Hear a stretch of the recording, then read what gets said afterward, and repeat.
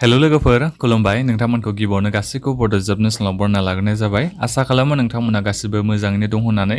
लोगोफोर आं नोंथांमोननि थाखाय मोनसे गोनांथार भिडिअ लानानै फैदों दै।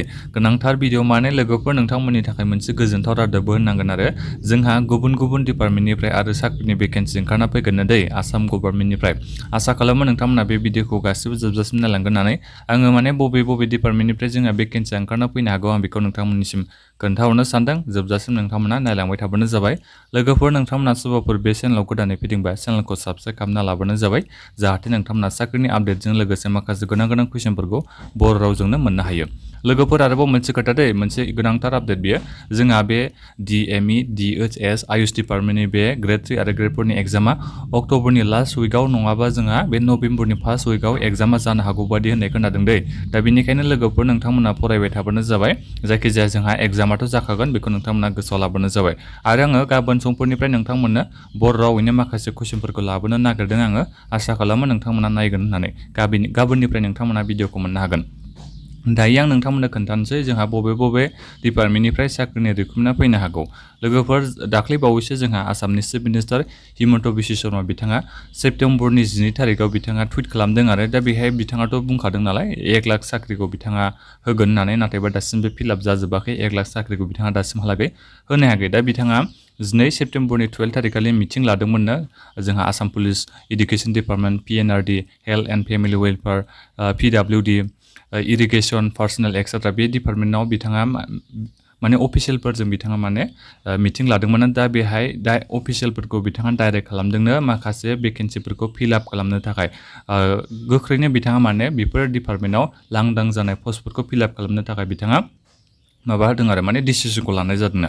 दा बेहाय लोगोफोर मोनसे खोथा जुदि बिथाङा जेनेबा बेफोर डिपार्टमेन्टआव जुदि बे आसाम डाइरेक्ट रिक्रुटमेन्ट कमिसननिफ्रायनो जुदि फिलआप खालामाबा अब्ला नोंथांमोननिफ्राय आरो गोदानै साख्रिनि भेकेन्सि ओंखारना फैगोन दै बेखौ नोंथांमोना गोसोआव लाबानो जाबाय। नाथायबा बियो थाब फैनाय नङा बियो जोंहा नेक्स्ट इयारनि जानुवारि फेब्रुवारि मासावहाय PNRD बेफोरबायदिनो माने health and family welfare PWD irrigation डिपार्टमेन्टनिफ्राय साख्रिनि भेकेन्सिया ओंखारना फैगोन दै बेखौ नोंथांमोना गोसोआव लाबानो जाबाय। दा बेहाय भेकेन्सिया लांदां जानानै दङ बेखौथ' जों मिथिखादों।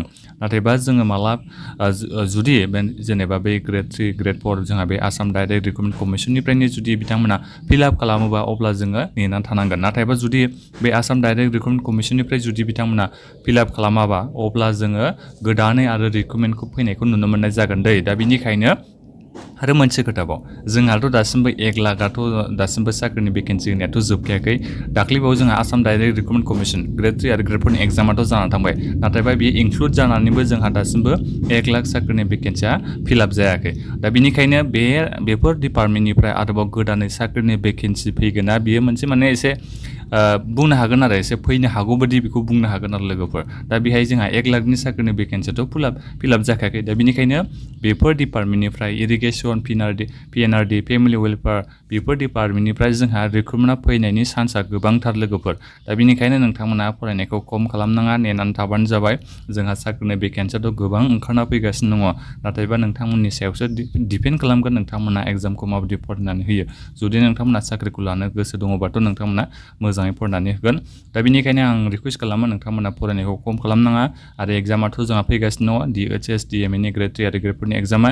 आं गाबोननिफ्राय नोंथांमोननो बर'नि माखासे कुइसनफोरखौ लाबोगासिनो दङ। आं आसा खालामो नोंथांमोना गासिबो चेनेलाव आपडेट थागोन होननानै। दा बेखिनियानो लोगोफोर नोंथांमोना बे भिडिअखौ लोगोफोरनो शेयार खालामबानो जाबाय। माबाफोर सोंनांगौ दङबा नोंथांमोना भिडिअ कमेन्ट बक्सआव कमेन्ट खालामनो हागोन। दा बेखिनियानोमोन गोजोन्थों।